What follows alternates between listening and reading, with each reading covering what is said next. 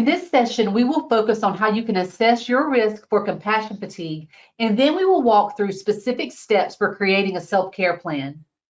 The good news is that burnout and compassion fatigue can possibly be prevented, and if not prevented, still managed and recovered from to ensure you can have many, many happy and successful years as a professional pet sitter or dog walker.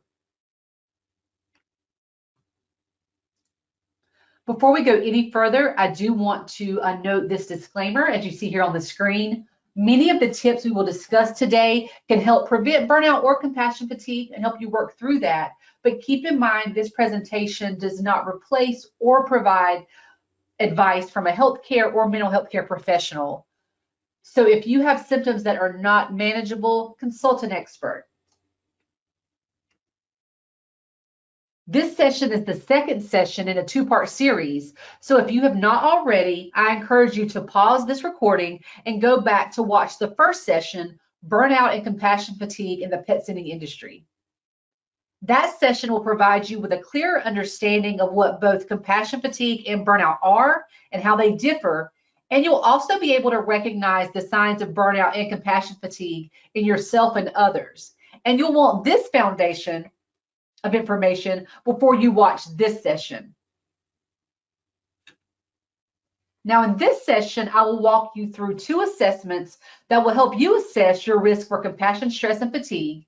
And then we will discuss how you can use those results to begin creating a self-care plan to help you minimize or recover from compassion fatigue.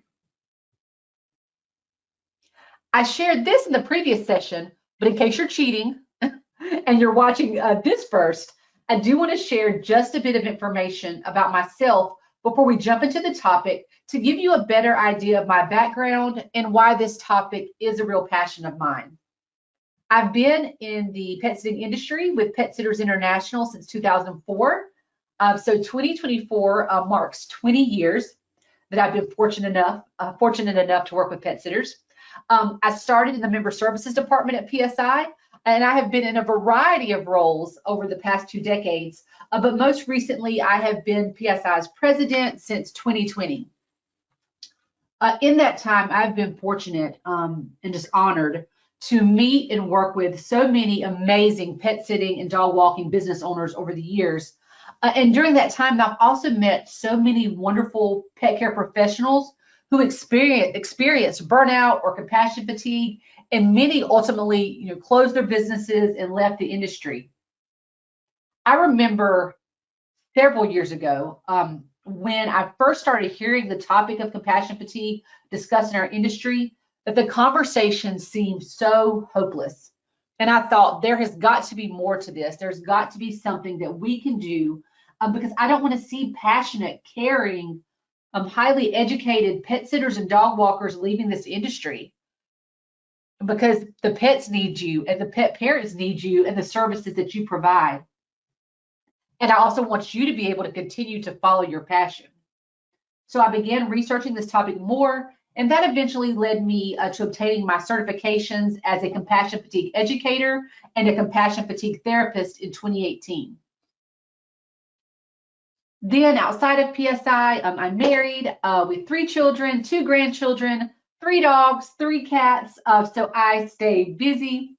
And then in my free time, you'll find me spending time with my family, maybe at the gym, although I have been slacking on that lately, or at church activities, or we love to hike.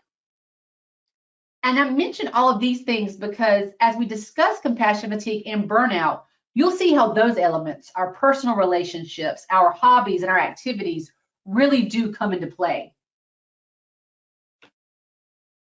Now, I want to share with you how to conduct an assessment, actually 2 assessments for compassion fatigue and stress, and we'll use those terms interchangeably. There are several assessments that compassion fatigue educators and therapists use, but in the interest of time today, I'm just going to focus over these 2 assessments, which are the ones that I use most commonly. And these 2 assessments are included in the handouts that were provided to you by email as a registrant for PSI's Pet Sitter Mental Health and Wellness Summit. I encourage you to pause this session, make sure you have those assessments and print them out to complete as we go along in the session if possible. But if for some reason you do not have access to those right now, you can just follow along on these next slides as we review them. The first assessment you were given that you need to complete would be the Measuring Life Stress Assessment, and this is an assessment that's distributed by Figley Institute. The Figley Institute was founded by Charles Figley, who was really credited with introducing and researching the idea of compassion fatigue and promoting the importance of traumatic stress studies. Now, here's how this assessment works. Whether you have printed out the assessment already or you're just following along with what you see on the screen, and that is the complete page there, I encourage you to pause and complete this assessment and tabulate your score before you go on to the next screen. So again, if it's printed out, go ahead and do it now in front of you, but you can also look and sort of mentally keep notes of your score by looking at what's on the screen here. But if you look at the list you see here on the screen, you will need to go through and circle or make note of the number of any event that has occurred in your life within the past 12 months. You'll see the events listed run the gamut from major life events, such as the death of a spouse or a divorce, to other life events that may seem more commonplace, like going on a vacation or having a minor traffic violation, such as a speeding ticket. Once you've circled all of the life events that you have experienced in the past 12 months, you'll want to add up those points for each to get your total score. So again, look at each item, and if you have experienced this within the past year, go ahead and circle the number beside of it, and then you're going to use that to add up your score. Again, these range from what you would consider traumatic incidents to very commonplace, but they all play into our life stress. So again, pause this session if you need to, so that you can complete the assessment and tabulate your score before I share with you what your results can tell you. Once you've added up your points, we want to look at the interpretation of your results. And you can see that here on the screen. If your total score is below 150, you're not at great risk, but that doesn't mean that you should let your guard down. We always want to be aware of life events and how they are impacting us and causing stress. And then, of course, there are elements in that list that maybe you have not experienced in the past 12 months, but it doesn't mean that you may not experience those in the coming years. But now let's look at what it means if you do have a score of 150 or above. So for those with a total score between the 150 and 199, this assessment says that if your current level of stress continues or you do not adopt effective stress management strategies, you have a 37% chance of a minor illness in the next 2 years. Now, if your score is between 200 and 299, you'll see your risk goes up. And without change, you actually have a 51% chance of developing a major illness in the next 2 years. And then for those of you with a total score of over 300, the warning light should definitely be going off for you right now. And the assessment indicates that you have a 79% chance of a major health breakdown in the next 2 years. And you need to add effective coping strategies to your lifestyle immediately. Now, before I move on to the next assessment, I do want to share a quick story, and I won't mention specific names, but I presented a session on compassion fatigue last year at PSI's Pet Sitter World Educational Conference. That is our in-person annual conference. And after that session, I had a longtime PSI member come speak with me. She is a member that I adore, an amazing pet sitter, an amazing business owner. And we were so glad to see her at the conference. We had seen her the previous year also, but that time in 2023, we were afraid she could not make it to the conference because of some health struggles she was having. But she came to me last year and said, I want to share a story with you, and you are welcome to share this story in any sessions you do on compassion fatigue. But several years back, or a few years back, it was during, I believe, the pandemic when we did an online session on compassion fatigue. She said that she listened to the session, she did these assessments, and she had a really high score. And so based on the scoring interpretation that I just shared with you, it was telling her that she had a high risk for major medical issues. But she said at that time, even with that high score, And even though she believed what I was sharing, she thought not her, because she was very healthy. You know, she loved what she did. She was very healthy. She's vegetarian, maybe vegan. She really is health conscious. And she said, there's no way. And she said it was shortly after that, maybe just several months, she found out that she had cancer. And now again, we know that there are many factors and then that we know about and don't know about that can impact cancer. But she said that just came back to her that she had taken this assessment, and really at that time did not take the scoring interpretation seriously. And then she had that major health crisis. And I am so happy that she is doing well now. Our business is thriving and she is fully participating in the pet sitting industry. But she shared that story with me and told me that she would love for me to share it with others when we talk about this topic. And so I encourage you, even if you're looking at these scores right now and you think, it's telling me I'm at risk, but I can't imagine that I would be because I feel like I'm healthy or I feel like this couldn't happen to me, take it seriously. Because all of us should be implementing stress coping strategies into our life anyway. But if you see these high scores, it's not something that you want to take lightly. Now, in addition to assessing your life stress, when we talk about compassion fatigue, it's also important to determine how vulnerable you are to stress. The next assessment, which was also made available to you in the handouts that were emailed, was created by researchers at Boston University Medical Center and is also used by the Figley Institute that I mentioned. Again, I encourage you to complete this assessment now as you're going through this session, and pause if you need to complete the assessment. But looking at the statements on the screen for this assessment, rate each item that you see listed from 1, which means always, to 5, which means never, according to how much of the time the statement is true of you. So be sure to mark each item, even if it does not apply to you. So for example, on item 6, where it says, I limit myself to half a pack of cigarettes a day. If you don't smoke at all, you would circle 1 because you always limit yourself to less than half a pack a day. So again, look at each item and look at that scale there ranging from always to never, and to calculate your scores. Now on this one, it's slightly different from the last assessment in the scoring, so you'll want to pay close attention to this. On this one, like the last assessment, you will then add up all of your numbers. So each line item, you'll add up your numbers to get your total number, but then you need to subtract 20 from that total to get your assessment score. So again, so you'll circle the number beside each element 1 through 20, add up those numbers, and then subtract 20 from that total, and that will give you your assessment score. So again, pause this session if you need to so that you can complete the assessment and tabulate your score before I share with you what the results can tell you. All right, so now to look at the interpretation for this assessment. If you scored below 10, this assessment indicates that you have excellent resistance to stress, which is wonderful.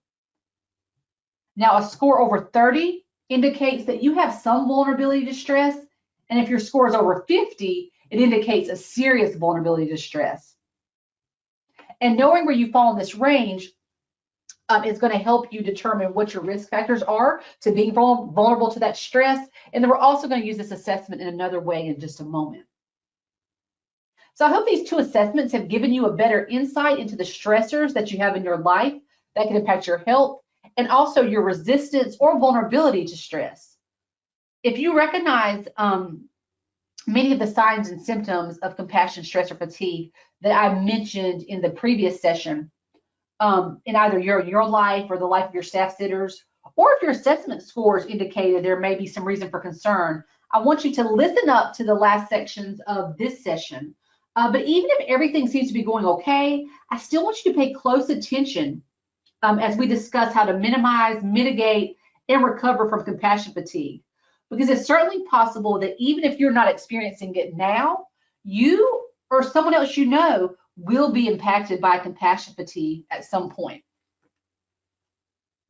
So as we discuss how to minimize and mitigate the symptoms of compassion fatigue, now that we've discussed those signs and symptoms in the first part session, and then now that you've completed these assessments for yourself in this session, what are some of the challenges that you could face? First and foremost, when we talk about making life changes, we are human and it's simply not easy to change. A lot of times we don't change until we're forced to change. And that's often in response to some catastrophe or a major life event. We all know people who don't change their diet until they or maybe a spouse have a heart attack, or pet sitters who don't have a backup plan in place until an accident occurs, and then they have to change their policies for the future. Also, we can't always make changes by ourselves, and we have to get the help of friends, family, colleagues, or even professionals that we may have to pay for their services. And that could range from a doctor to a therapist or a business coach. And then depending on your personality, you may have no problem asking for help, or it may be a really difficult thing for you to do. And then there are others who simply don't even realize that they need help. So all of these can be challenges. So for those of us who study compassion fatigue and work to help those who may be experiencing compassion fatigue, we study the different types of reluctance that we see in people who have a difficult time seeking help. As I review these, see if you fall into one or maybe more of these categories. First, and I see a lot of pet sitters in this category, there is the worker bee mentality. If you are a worker bee, you are just going about your day-to-day life, even if you are overwhelmed and struggling, and you either don't understand or don't appreciate how serious the long-term negative consequences of poor self-care can be on yourself, on your relationships, and your business. Then there are those that are referred to as the change phobic. You probably know that you're suffering negative consequences from stress or compassion fatigue. You've realized it yourself, or maybe friends or family have addressed concerns with you. But you either don't want to admit that change is really needed, and you're just scared of making the changes in your life. You'd rather, as the expression goes, deal with the devil you know instead of the devil you don't. And fear of change is a real thing, and it can be a difficult type of reluctance to overcome. And then lastly, the third type of reluctance that we see is called the untrusting. I think this type is really based in fear. But for the untrusting type, even if you know you have problems and you need to seek help, you simply don't trust those around you to be able to truly help you. And you may not even just have enough trust in yourself that you'll be able to pursue and benefit from help. In addition to identifying any type of reluctance you may have to seeking help for compassion, fatigue, and stress, you may also want to know your stress coping personality, because this can give you a lot of insight to the challenges you may face as you work on a self-care plan. So we divide the stress coping personalities into 4 main types. And again, as I review these, listen to the description and see which category you best fit in. First, there's the hero personality. This is called a passive avoidance coping style. In short, the hero types are just out here doing their jobs, saving the day, and not really thinking about if they need help or what they need. But the good aspect of this stress coping personality is that if you fall in this category, if someone made you aware of your issues and brought you help in the right form, you'll be open to it.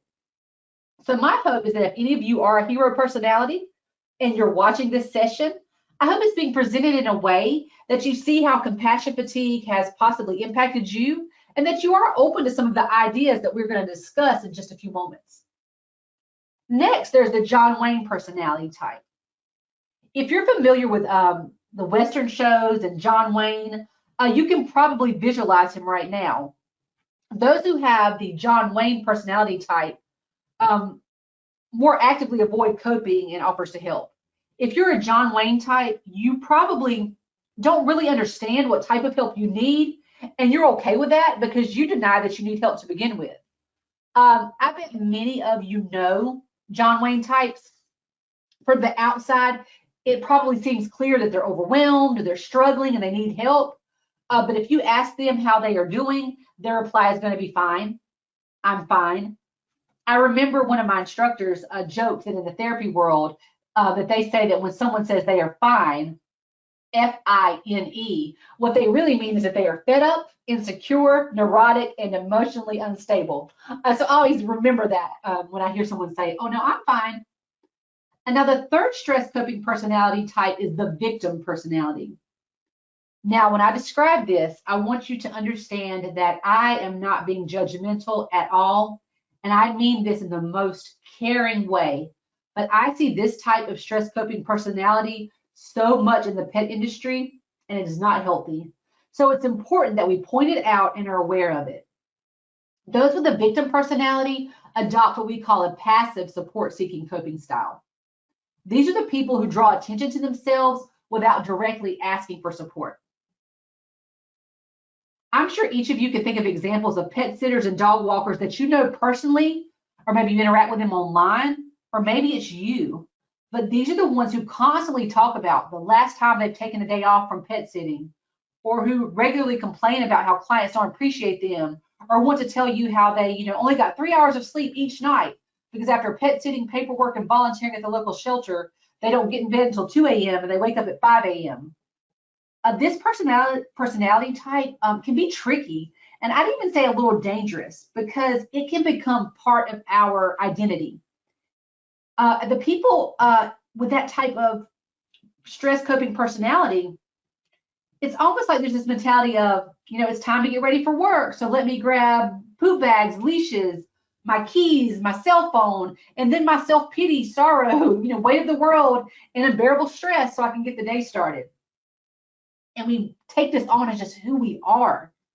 So if you see yourself in this personality type, or you know someone who is, it's important to understand that suffering is not who you are, and it shouldn't be part and parcel of who you are as a pet sitter. And if you are experiencing suffering because of stress and compassion fatigue, it's time to change that pet sitting uniform. So don't carry those things with you, because there are always ways that you can get help. Then last, but definitely not least, there is the customer personality. A person with this customer stress coping personality has what we call an active support-seeking style. That means that when you feel stuck, you realize it, you take responsibility for it, and you're willing to admit that you need help and seek it out until you get the help that you need. Customer personality types are also proud of themselves when they pursue getting help and making efforts to better cope with their stress. So as you can probably guess, when we're looking at minimizing, mitigating, and recovering from compassion fatigue, everyone's goal should be to become a customer. You want to develop that customer stress coping personality. So I hope at this point, if you have recognized that you're experiencing some symptoms of compassion fatigue or simply even burnout, you are ready to take some steps to combat that. And the important next step will be to work on your self-care plan. To do this, it's a good idea to look back at the stress vulnerability assessment that we covered earlier. I have it here on the screen, and if you've already completed that, be sure to pull that assessment out. These are the items that you're going to refer to as you work to develop your self-care plan. When you look at that when you took that assessment and you noted whether those were things that you always, sometimes, or never did, another thing you probably noticed or should have noticed is that you are the one that really has control of almost all, if not all, the situations and behaviors that were listed. I think if we're being honest, we can say it's a double-edged sword. The good news is that if you're dealing with extreme stress, burnout, or compassion fatigue, is that you have great control over combating it. The bad news is that because you have the control, you also have the responsibility. And I don't make light of that. If you're a pet sitter or dog walker that's become weighed down by long hours, a massive workload, and then on top of that, you dealt with pet loss and suffering and human loss and suffering, it's sometimes easier to simply say, look at these terrible things, there's nothing I can do about it. But when it comes to working through compassion fatigue, you can't control those outside aspects. And remember, compassion fatigue comes from the nature of the work that we do, the type of caregiving work that we do. So while you can't control those outside aspects, many of which are just inherent to caregiving occupations, you can control your environment, how you structure your day, and how you respond. And those are the elements that determine if you are able to minimize and work through compassion fatigue. So looking at your stress vulnerability assessment, make note of the items that you scored as 3 or higher. These are the items that you indicated are either sometimes or never true about you. And first, concentrate on the ones that are easier to change. So for example, if you said that you never or only sometimes eat at least 1 hot balanced meal per day, or if you said that you never or only sometimes do some fun activity at least once a week, those are things that you can probably change right away. So I would tackle those before you work on some of the other items that may seem more difficult. When we talk about creating a self-care plan to combat compassion fatigue, it's important to understand what it really looks like in action. And it's important to realize that one size will not fit all. A major part of combating compassion fatigue, or even preventing it before it has a negative impact on you, is doing a self-assessment, such as the ones we've covered today, to discover the symptoms you're experiencing and what basic needs you aren't having met that makes you more vulnerable to stress, so that you can incorporate these specific items into a self-care plan that is personalized for you. So while your self-care plan will look different from another pet sitter's or dog walker's plan, I want to go over some examples of things that may be included in your self-care plan, just to give you an idea of how that may look. So when you do the vulnerability to stress assessment, if you indicated that you never or only sometimes get 7 to 8 hours of sleep at least 4 nights a week, this is an item that you want to add, take a closer look at, and then include in your self-care plan. So if this is one of the items that you need to add to your plan, here are some questions you can ask yourself and some steps that you can incorporate into your self-care plan. First, consider, are you offering pet sitting visits too late in the evening, or maybe are you saving all of your paperwork until late night? So can you rearrange your schedule so that your workday can end at a more reasonable time, so that it's not bleeding over into the time that you need to be sleeping? Can you implement a nighttime routine that helps you go to sleep at a consistent time each night? If you need help with this, I know there are tons of articles online that talk about the importance of a consistent nighttime routine to prepare your body for sleep. And there are tons of examples and suggestions for that online that I encourage you to check out if this is something that you are going to focus on. Also, some other practical things you may want to add to your self-care plan. Use your phone's do not disturb feature, either after a designated time or at certain hours every day, with your phone only ringing if calls are from contacts you choose. So I talked to some pet sitters who have their do not disturb feature set on their phone after a specific time, and so the only calls that can come through may be certain family members, and if they have a client that maybe there's a unique situation. If there's a client that they are currently pet sitting for, and there's a specific medical need of the pet where there may be some type of emergency communication, they may allow that contact to come through. But otherwise, they have the do not disturb feature on. And this is especially important if you use the same, if you use your personal cell phone for business. Also, I do the same thing for my social media notifications. So I have a certain time each night where my Instagram notifications are turned off and they do not come back on until the morning. So that way, the ding or the buzz of my phone is not disturbing me when I'm trying to unwind and then eventually sleep at night. For some pet sitters, if this is something you need to incorporate to your self-care plan, some pet sitters may consider eliminating or reducing the number of overnight sits you accept. I talked to some pet sitters who love doing overnight visits. That is the bulk of what they do. And there are some people that love those and have no problem sleeping at clients' homes. But I talk to other pet sitters who say, when I'm pet sitting and I'm overnight at someone's home, I can never get any rest. It's not something that I can adjust to. And they find that doing overnight, especially many nights consecutively, has a poor impact on their sleeping habits. So if you fall in that latter category, it may be something that you want to look at. Then also, of course, you may need to ask yourself, is there a medical issue that may be impacting your sleep? And if so, you want to consult your physician.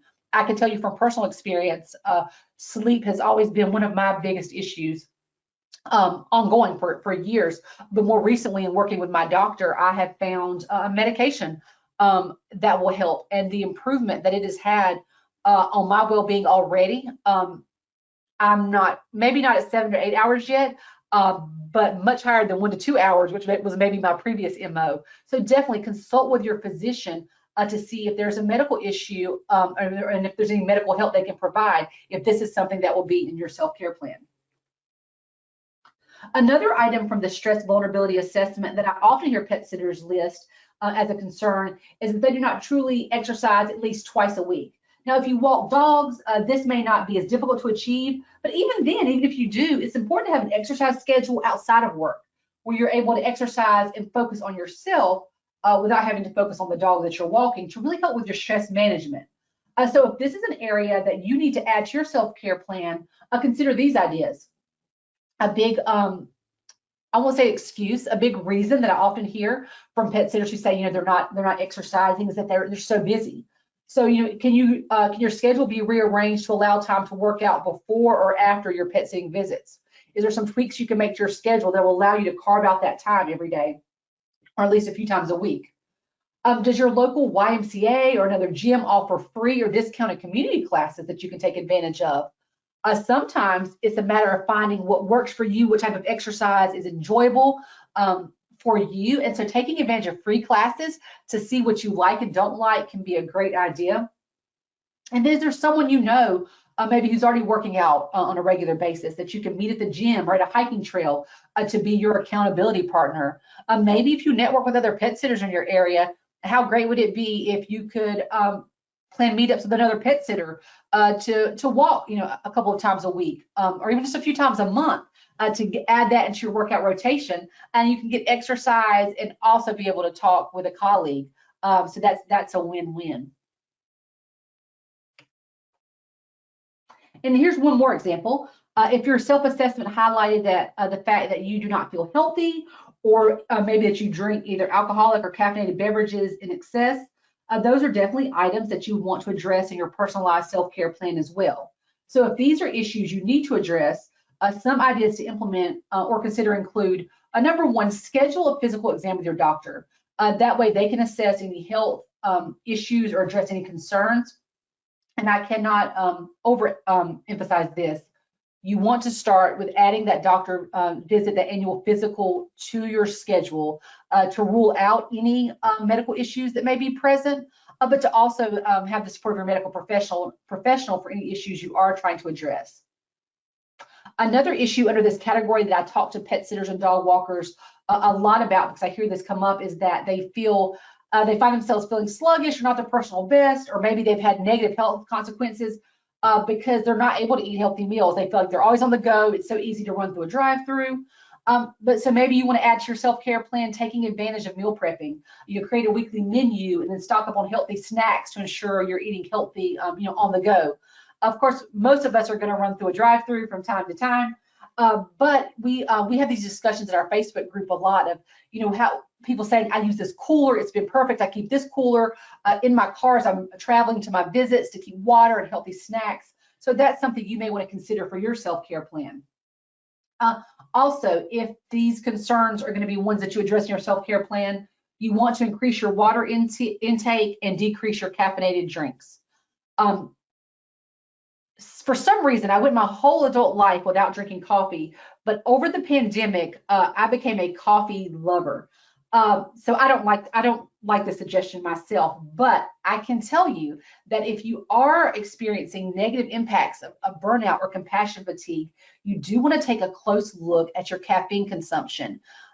One of my instructors, when I was doing the compassion fatigue educator and therapist certifications, talked about that one of the first recommendations he gives to his clients, he's a licensed therapist, when they come to him to discuss maybe the anxiety issues that they're dealing with or some of the impact of compassion fatigue, he says, I want you to cut out caffeine, or at least greatly reduce it before our next visit, and let's talk about how you feel. Now, of course, reducing the amount of coffee you drink will not solve all of these issues, but you will be amazed at how much it can impact the way that you feel. So I would encourage you, if you find yourself feeling overly anxious or maybe even sluggish, and you are one like myself who tends to drink a lot of caffeinated drinks, see if you can incorporate into your self-care plan to cut back on that, and see if you can notice a difference in the way that you feel. And then, of course, if abuse of alcohol or any other substances is an issue, seek out the assistance of a professional and a support group if needed. And that is something, of course, that you would definitely want to incorporate to your self-care plan. And I would urge you to not be ashamed and to know that there are resources out there. And that is an issue that you want to make sure you address as you look at working through your self-care. Now, for professional pet sitters and dog walkers, while I've mentioned that each self-care plan will be definitely personalized to you and the specific elements that you've discovered you need to include, I do think there are some universal elements that should be incorporated into our self-care plans for those in the pet industry. Now, what coping strategies you choose to implement in your plan may be unique to you, but all of these are items that I want you to consider as you develop the self-care plan. If you're working in the pet industry, caring for pets, working with pets, I encourage you to have a plan in place to honor and deal with the loss of pets. If you've been in the pet industry for any length of time, I know you have quickly realized the impact that pets' deaths can have on you as a pet care provider, and many people do not understand that. Even sometimes you may find that your own clients don't realize the impact the loss of their pet will also have on you. So I would encourage you, and then also if you have staff sitters, to do this as a team, but have a plan in place that you will use to honor pets. This could be having a pet memorial service once a year with your team to reflect on the pets that have passed in that year and to share happy memories. If it's just you and your business, you may keep a journal or a scrapbook of those pets that have passed so you can record happy memories. Or you may talk to others, in an online Facebook group, pet sitters group, and share memories with them. But this is something that you're going to encounter, and you want to make sure that you're proactive in coming up with a way that allows you to honor that loss and to work through it. And so give thought to that and see how you can incorporate that into your ongoing self-care plan. If you will be assisting with the care of ill pets that have specific illnesses, I would encourage you to educate yourself on the health condition so you can be better prepared to handle situations that may arise. I stress this to pet sitters all of the time, in that, now granted, you are not a veterinary professional and you will not give a veterinary advice, but you are there to care for the pets and support the pet parents, and also be mindful of the impact seeing the deterioration of a pet's quality of life could have on you. But if you have taken time to educate yourself on the specific condition or illness, you will be prepared for the changes that are coming, and that allows you to be less shocked when they happen and helps you to manage your stress associated with that. You're going to still be impacted when you see a pet suffer or you see their health declining. There's no question that will have an impact on you when you witness that trauma. But what you don't want to combine with that is having yourself feel that you don't have the education or the knowledge to deal with that. So you don't want to be both sad and be overwhelmed because you feel like you're not prepared. And so educating yourself on these topics and helping your staff members, if applicable, be educated on those topics can really help you when you are in those experiences dealing with sick pets.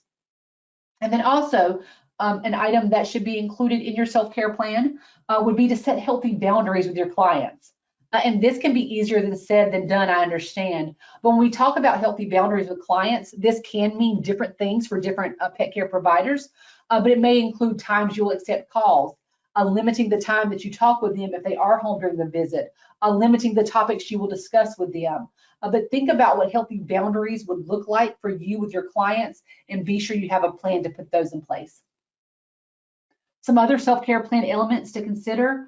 You want to set up policies and procedures for your business that protect your time and energy. Examples may include having a no set visit times, enforcing a cancellation policy, being unavailable for last-minute requests. Again, these can be individualized to your business model and your preferences, but having policies and procedures in place that you can point to, number one, will keep you from being stretched too thin and facing stress that's unnecessary. But also, if you have policies and procedures, that's something you can quickly point your clients to when those situations do arise. And then also, of course, schedule vacations and time off. Remember, we don't want to have that victim stress coping personality. So I don't want any of you listening to be that pet sitter in the Facebook group that says, vacation, what is that? I haven't taken a day off in 12 years. That is not what we want from you, and that is not what you need in your career if you want to sustain this profession for years to come. So schedule vacations and time off. And there will be an ebb and flow to this in your business depending on the stage you are in. It may be that if you're just building your business, or you're in the transition of hiring a team and you haven't been able to do that yet, you may not be able to take off, for a 2-week vacation, but you can schedule weekends off. So what your vacations and time off look like will depend on the stage of business you're in, but you've got to schedule that time off and consider these time commitments just as you would pet sitting visits. You wouldn't flake on a pet sitting visit just because something else came up. So if you have a vacation or time off on your books, you do not need to forego that just because you get a last minute request from a client. Now, we've explored different areas of your life you need to assess and possible things you need to focus on to create your self-care plan. But if you're making a commitment to self-care, it can't end with watching the session or simply thinking about what you need to change. Your self-care plan needs to be a formal, tangible commitment. You need to write it down. It should include specific steps that you're going to take, and it needs to be measurable so you can see if you accomplish the items that you list.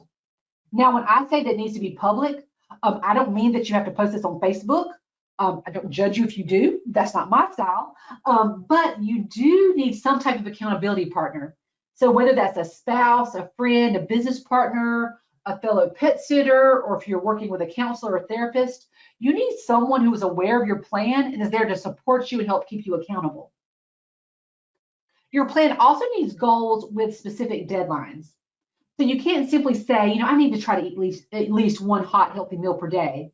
You need to have a specific plan, such as I'm going to write down my dinner meal prep plans for the week so that I can do my grocery shopping on Sunday, and I'll put the specific time slot each night on my calendar to come home to a warm meal. Or if one of the elements in your self-care plan is that you want to build your network to have more support and add more interaction with other people in your regular life, you have to be specific with how you plan to do them. Maybe you've identified, a group like a meetup for animal lovers who meet for coffee each Saturday, or you reach out to a local pet sitter network to make plans to attend monthly meetings, but you need to have specific items that you commit to doing. And then I always tell everyone, you know yourself. So your self-care plan needs to have strategies that will work for you. You don't want to set yourself up for failure. So for example, I'm shy, I'm nervous. Actually, I'm terrified. Let me not say nervous. I can be terrified around new people, especially if it's a group of new people. So if I put in my self-care plan that I was going to sign up for a new class or a group on a site like Meetup, I would never do it. But what I would do is maybe seek out a class or organization that included someone else that was at least an acquaintance, or maybe someone I knew through volunteer work or church or a friend of a friend. And if the class had someone in it that I knew, I would be much more realistic. It would be a much more realistic action item for me because I'd be comfortable attending and I'd have someone there to keep me accountable for coming. I've also had my spouse or my sister go with me the first time to a new event just so I can get over that initial nervousness.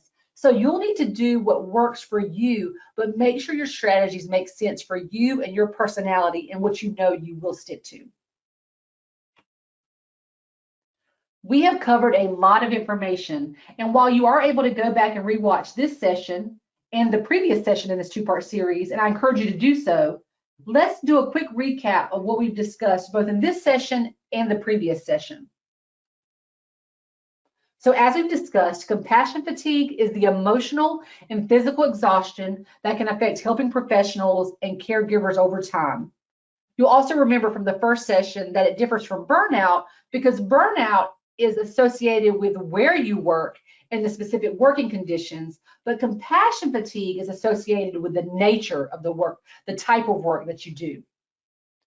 In the pet care industry, we may have chronic exposure to various trauma, such as caring for sick pets, experiencing the loss of pets, working with clients who are ill or pass away, or maybe even witnessing pet abuse or neglect. And the ongoing exposure to those types of trauma are what can contribute to compassion fatigue.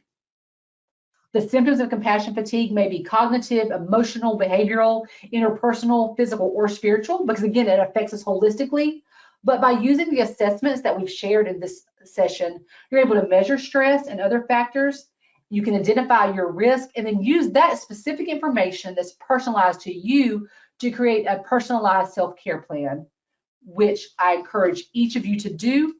Work on that this week, because again, if you don't make it tangible and have accountability, it's so easy to watch a session like this and say, I need to work on this. This is an issue for me. but then click out of this session and get back to your busy schedule and never take specific action steps. And I want to close with what you see on the screen. And I understand this could possibly seem a bit dramatic, but it's a thought that I really feel strongly about. A lot of you, myself included, often put yourself last on your priority list, and you are so busy caring for others and pets that you feel it's almost selfish to prioritize your own care. But as a professional pet sitter or dog walker, you have an ethical obligation to practice self-care. Your duty to your business, your clients, and your team, if you have team members, cannot be fulfilled if you don't first have a duty to your own self-care. And while it's so easy to say, business is so hard, I can't find good help, my clients are being so demanding, and all of those may be very true statements, but ultimately, it is your responsibility to take care of yourself, and no situation or person can justify neglecting it. So remember that the power is in your hands and help is available if and when you need it.